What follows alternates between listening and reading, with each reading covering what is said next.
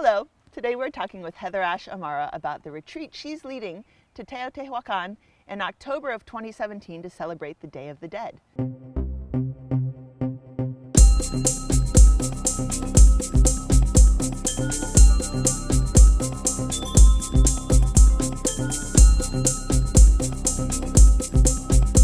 Hi HeatherAsh. Hi.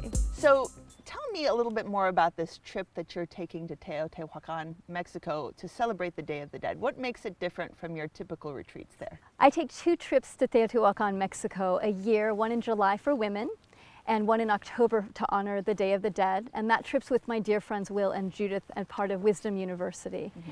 And the difference with that journey is that we go to celebrate our ancestors as well as do our own work.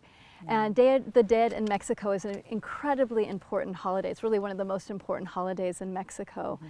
And it's a time where people build these incredibly beautiful, elaborate altars to their beloved dead with photographs, with flowers, with candles.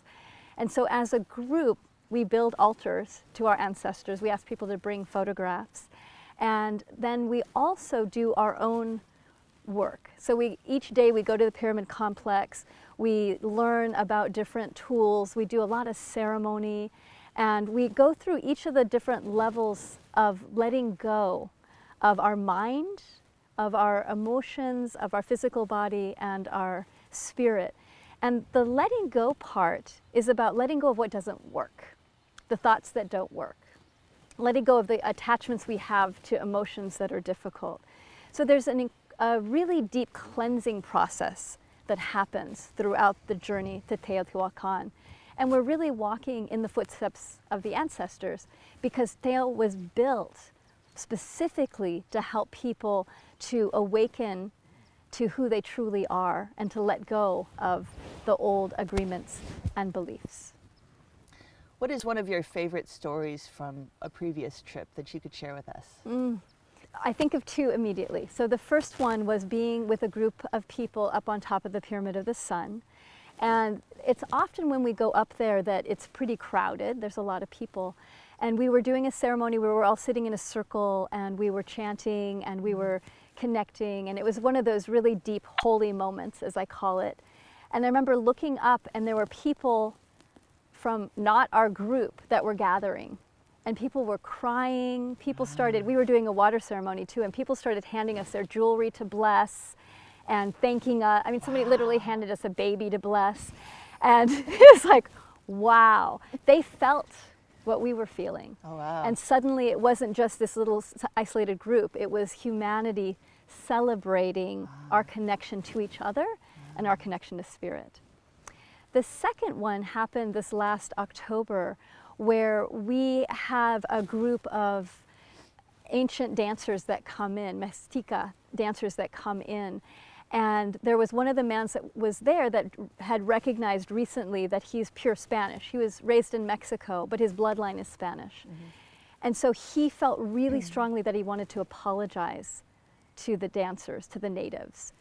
And after we had done all this ceremony with each other, to witness this what felt like a historic moment of this man so humbly saying to the natives, please forgive my ancestors for what we perpetrated against you. And what the leader of the dance tribe said is, you could cut our branches and you could cut our trunks, but you couldn't touch our roots. And that reminded me of something that we're really there to learn, is that when we go back to our roots, there's great power in reconnecting to the roots and then feeling what is it that we want to bring out into the world. So say I was to go on this trip with you, what guidance would you give me to prepare? What I found is that the moment someone decides they're going on the trip, it's begun, truly. Yeah. And that to pay attention to your life. To really listen to what's your intent for the trip, to get clear about what transition are you in and what do you want to use the trip to support you in shifting in your life.